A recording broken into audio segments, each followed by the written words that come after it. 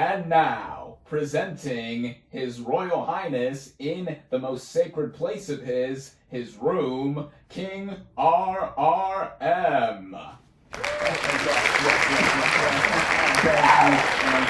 Thank you. I declare this review officially begun.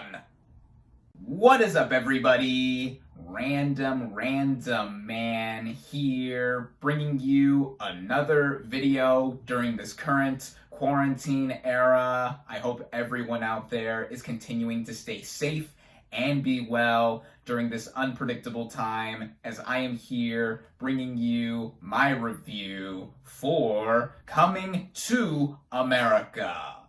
Now, the plot of this comedy basically follows the African monarch Akeem, played by Eddie Murphy, who learns he has a long-lost son, played by Jermaine Fowler, in America, and must return there to meet the unexpected heir and build a relationship with him. Going into this movie, despite the way I am currently dressed, I only had moderate expectations for it. On the one hand, I do love Eddie Murphy. The comeback he has done in recent memory, I have so welcomed, with 2019 seeing him headline Dolomite Is My Name, a film that I liked a lot, and then later that year, he would host SNL, and in the last few years I have been consistently following that show. He is by far the best host that the show has recently gotten, and he even won a well-deserved Primetime Emmy Award for his hosting gig there. On the other hand, though, I did not think that a film like Coming to America needed a sequel, especially one that has been long gestating for now a third of a century after the original. Now, to quickly go over my thoughts on that film, I really enjoy it. I think that it is a very funny and very cute film, and I went back to it before seeing the sequel to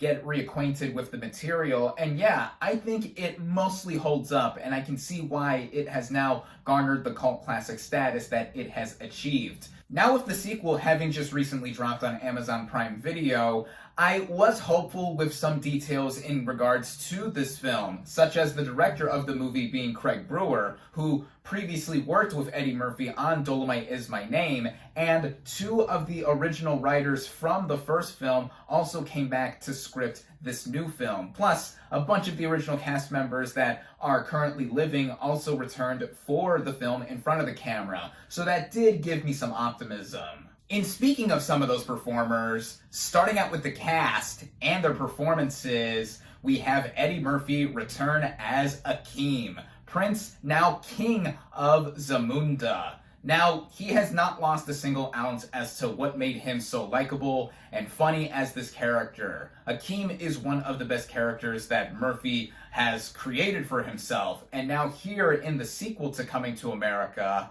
he is older and seemingly more wise in some ways, but not all, but it's just great to see him back as this character. Also great to see back here is Arsenio Hall as Akeem's trusted confidant, Semi. He was probably my favorite character in the original film, and it's so cool to see Arsenio Hall back acting in something. It's been several years since I've last seen him do something this high profile. Murphy and Hall also reprised the multiple roles that they played in the first film, such as the guys in the barbershop, so hilarious, the frontman to Sexual Chocolate, and the creepy preacher. Also returning from the first film is Shari Headley as Queen Lisa, the wife of Akeem, who he pined after in the first movie, and she's back here. It's so great to see her return, and she's looking as stunning as ever here a few decades on. James Earl Jones also returns as Akeem's father for some brief screen time, but he's James Earl Jones. He's a legend, and it's always great to see him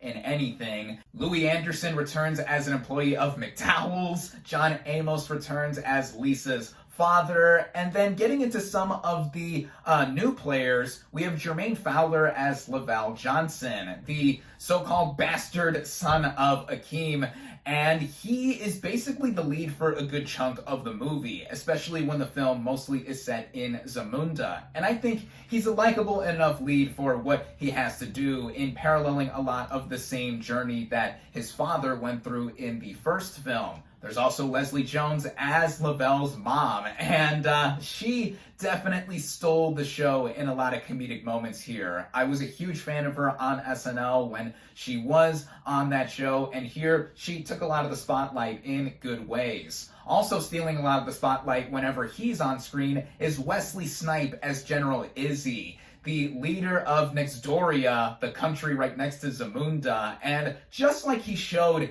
in Dolomite Is My Name, also with Murphy, he has a knack for comedy, and he's not just somebody who is badass in a lot of the action roles he's played, like Blade. Here, he really has a lot of unhinged humor with him, even in a subtle manner, because he plays a very dictatorial character. Tracy Morgan also appears as Lavelle's uncle and father figure, and Kiki Lane plays the eldest of Akeem's 3 daughters here, who longs to be the heir of Zamunda, but according to the law and tradition, women are not allowed to lead the country. I just love seeing Lane pop up in more high-profile projects like this one after If Beale Street Could Talk. This really is a huge ensemble, with some other players here who I do not want to give away in case you don't know. So just about everyone here, I think, is given some time to shine here and there. The writing of this film was done by Barry W. Blaustein and David Sheffield, who were the 2 original writers of the first Coming to America, with the addition of Kenya Barris of Blackish fame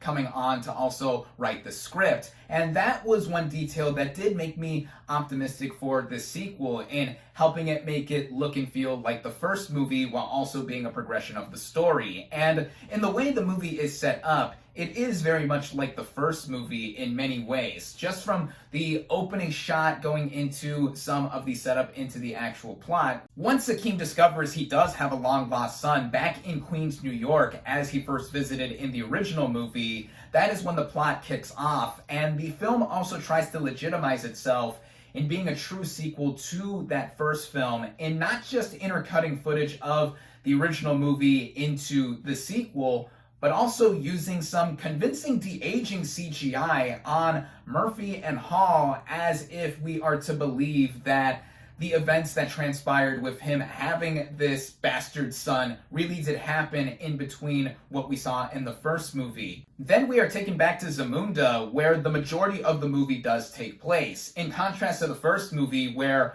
most of it took place in Queens, New York, and here it's basically almost the total opposite, with how Akeem's son is now basically following his dad's journey in being the heir to the throne, and also having a marriage arranged for him. And like his dad, he is not so much a fan of that happening. In fact, Lavelle falls for his groomer, played by Nazamo Mbatha, who I thought was a nice character too, and I wished she had more to do. So you can pretty much expect a lot of this movie to follow the same beats of the first movie.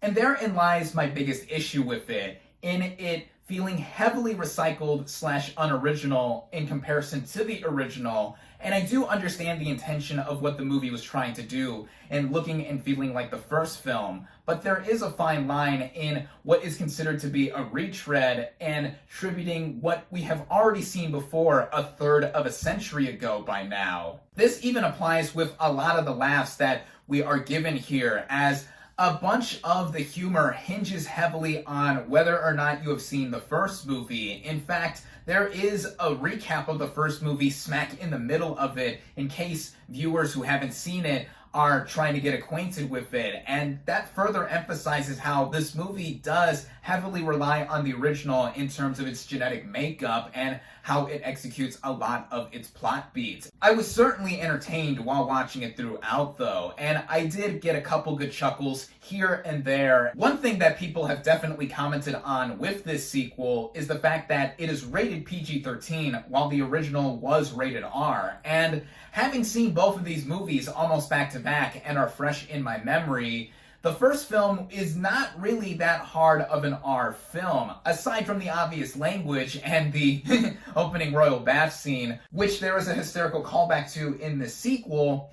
I think that the original film could have been PG-13 if some things were either trimmed down or excised altogether. And I think a lot of the same humor that was relied on from the first movie is present in the sequel. And really, whatever rating or classification a movie gets does not determine the quality of a movie. But anyway, yeah, that is also what contributes to the sequel borrowing a lot from the first movie. And directing wise, I think Craig Brewer does helm this thing as well as he can given the material. And on a technical scale, there are some noteworthy details here and there, like the costume design with how extravagant all the outfits look in Zamunda. The production design, when it's not laced with CG, does look very grand as well. The movie has a mid-range budget by today's standards, which is bigger than the budget from the first movie, but one can tell at times that there were some parts that were skimped on in terms of the movie's visuals,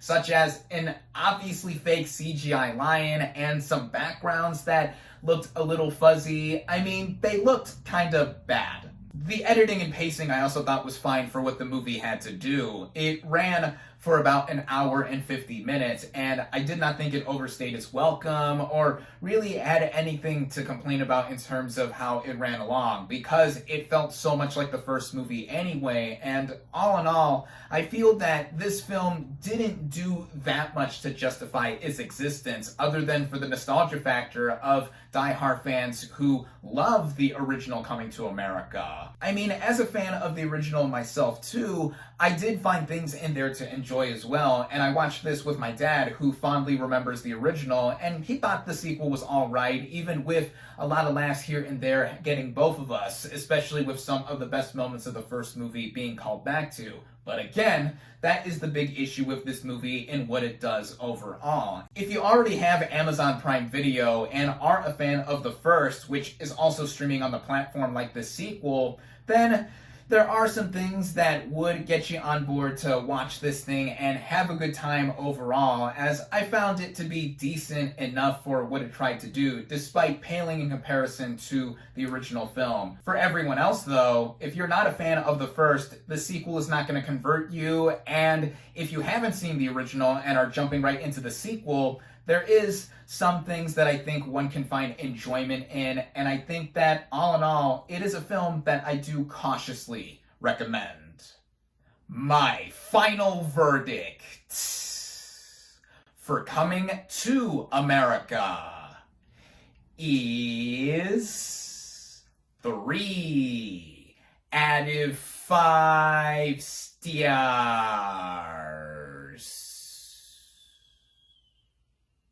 Thank you all, as always, for watching. Be sure to like this video, comment on what you thought of Coming to America. Social media links in the description. Subscribe to my channel for more, and I'll catch you on the next movie review.